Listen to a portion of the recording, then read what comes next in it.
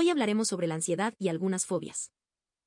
La ansiedad es un sentimiento de intranquilidad o aprensión, es una emoción humana básica que fue reconocida desde hace 5.000 años. Es común experimentarla. De hecho, muchos observadores la consideran una condición esencial de la existencia moderna. Dosis razonables de ansiedad actúan como una protección para evitar que ignoremos el peligro, y parece tener una función adaptativa, al producir reacciones corporales que nos preparan para pelear o huir. Estas respuestas fisiológicas nos permiten hacer frente a situaciones potencialmente peligrosas. En algunos casos, el miedo o la ansiedad pueden ocurrir aun cuando no haya peligro, lo que resulta en un trastorno de ansiedad. Los síntomas de miedo o ansiedad se consideran un trastorno solo cuando interfieren con el funcionamiento diario de un individuo.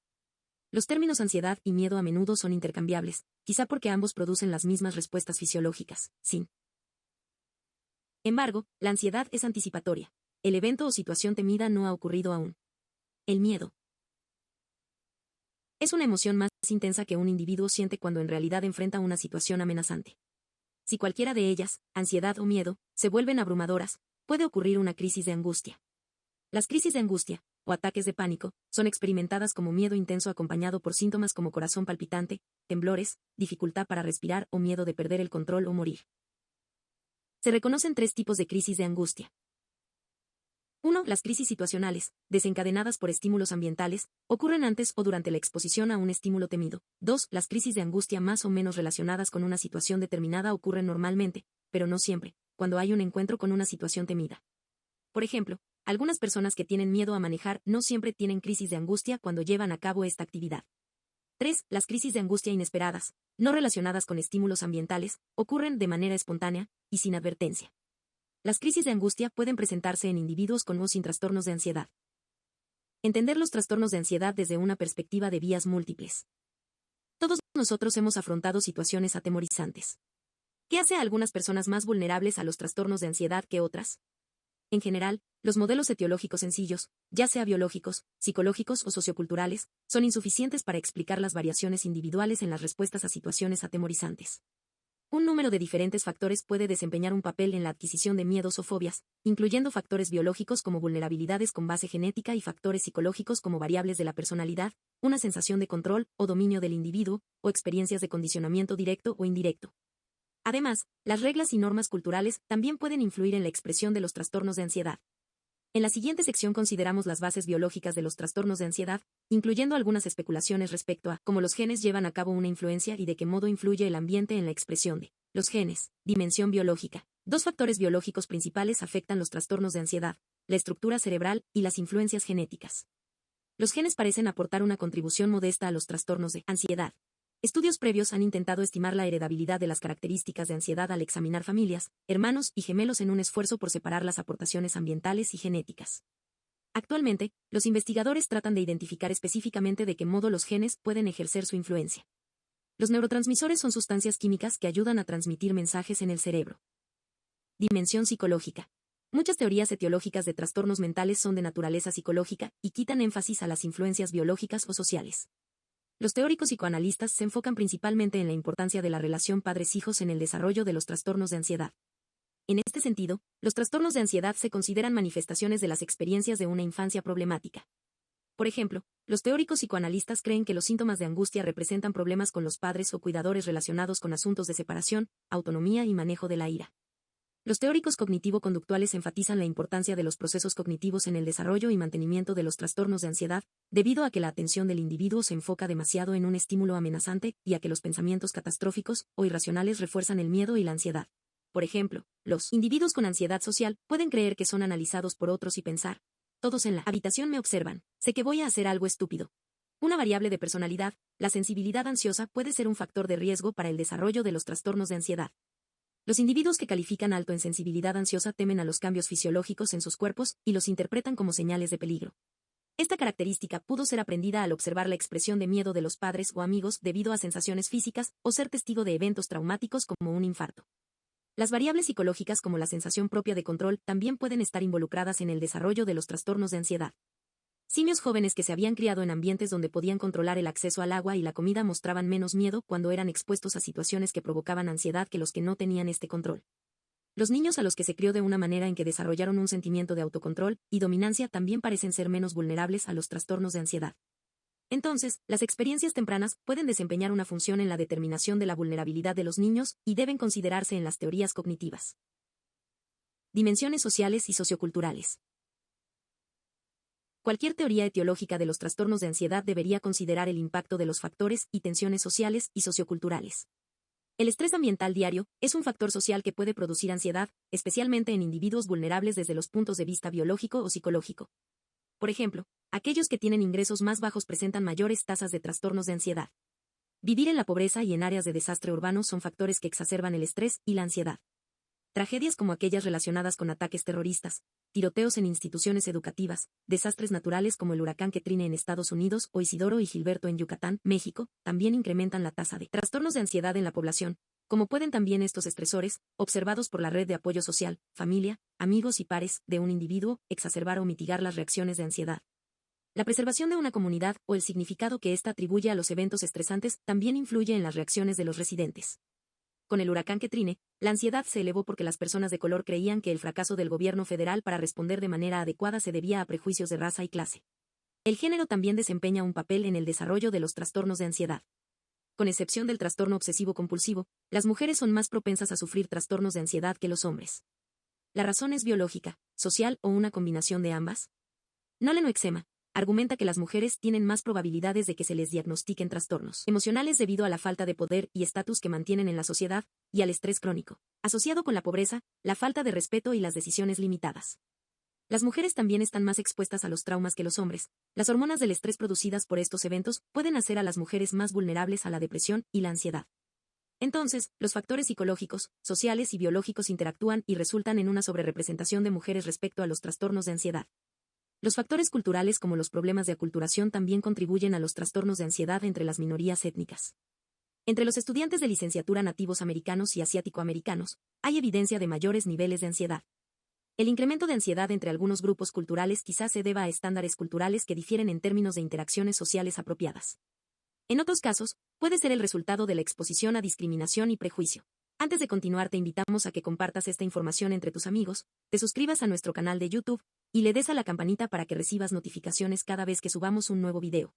Es importante determinar esto, en especial con grupos marginados como aquellos con discapacidades, orientaciones sexuales diferentes o de edades mayores. La cultura también puede influir en la expresión de la ansiedad, por ejemplo, el ataque de nervios, cuyos síntomas son similares a los de la crisis de angustia pero que también incluyen llanto o gritos incontrolables, se encuentra entre los grupos latinos. Con el gran incremento de la población inmigrante es vital adquirir conciencia de las manifestaciones culturales de la ansiedad en los diferentes grupos. No podemos hablar de ansiedad sin mencionar un poco acerca de las fobias. El término fobia proviene de la palabra griega miedo. Una fobia es un miedo intenso, persistente e injustificado hacia algún objeto o alguna situación específica. Un individuo con una fobia a menudo experimenta ansiedad o angustia extrema cuando se encuentra con el estímulo fóbico. Los intentos por evitar el objeto o la situación interfieren de manera notable con la vida del individuo. Los adultos con este trastorno se dan cuenta de que su miedo es excesivo, aunque no es el caso de los niños. Casi todas las personas con fobias también tienen trastornos de ansiedad, del estado de ánimo o por el uso de sustancias. Las fobias son el trastorno mental más común. De hecho, casi cualquier cosa puede convertirse en el foco de un miedo intenso. Incluso hay un miedo por las fobias llamado fobofobia. Una fobia social es un miedo intenso y excesivo de ser analizado en una o más situaciones o en actos sociales. Algunas personas se sienten literalmente enfermas de miedo cuando llevan a cabo actividades como comer en público, hacer fila en una taquilla o caminar en un centro comercial.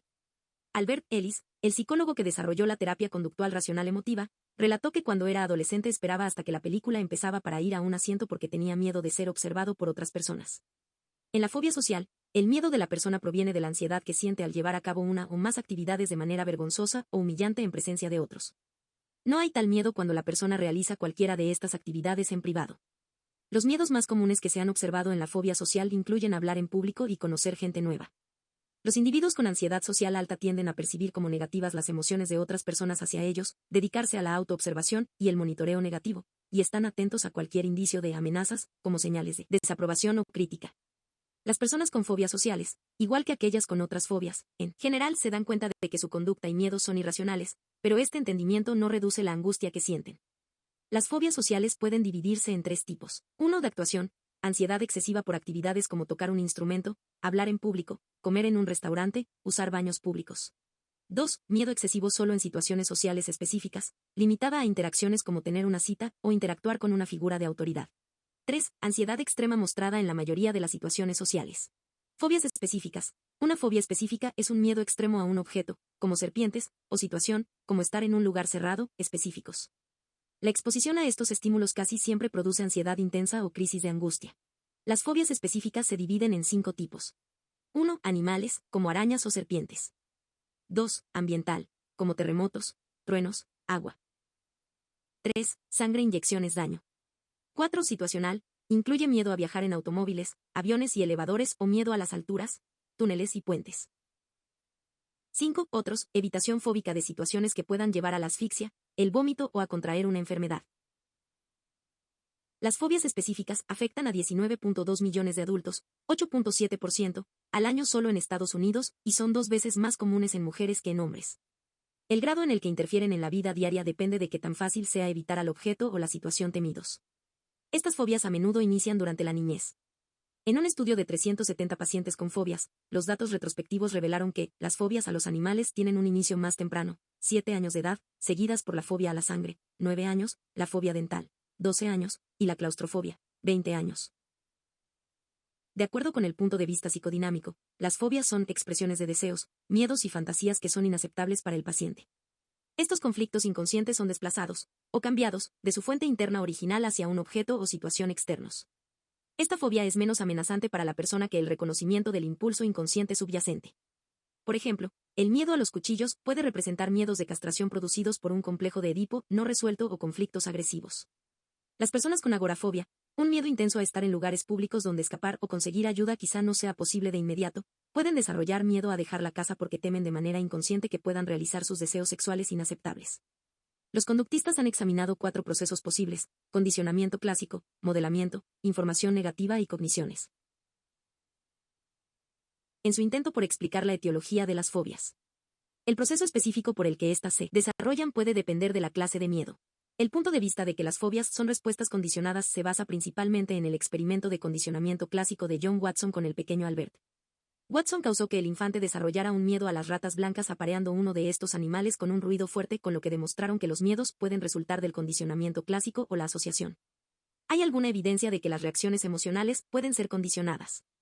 Antes de someterse a la quimioterapia para el cáncer de mama, a las mujeres se les dio limonada en un contenedor con una tapa de color anaranjado brillante. Tras repetidos apareamientos de la bebida y la quimioterapia, las mujeres indicaron angustia emocional y náusea cuando se les presentaba el contenedor. El condicionamiento emocional puede desarrollarse por medio del aprendizaje observacional. Los participantes observaron un video de un hombre que intervenía en un experimento de miedo condicionado. El video mostraba un choque incómodo que se aplicaba en la muñeca del sujeto en respuesta a un estímulo. A los espectadores se les dijo que podrían participar en un experimento similar después de ver el video. Cuando se les mostró el mismo estímulo que se había asociado con el choque, respondieron con miedo. En el estudio, se tomaron IRM de los participantes durante el experimento condicionante. Mostraron activación de la amígdala, adquirida mediante el aprendizaje observacional. Las respuestas al miedo en los niños pueden resultar de la observación de un temor expresado por un padre o amigo, o visto en la televisión o las películas. Sin embargo, la perspectiva del aprendizaje observacional parece compartir un problema con él. Enfoque del condicionamiento clásico: ninguno, por sí mismo, puede explicar por qué solo unas personas desarrollan fobias después de ser expuestas a una experiencia indirecta.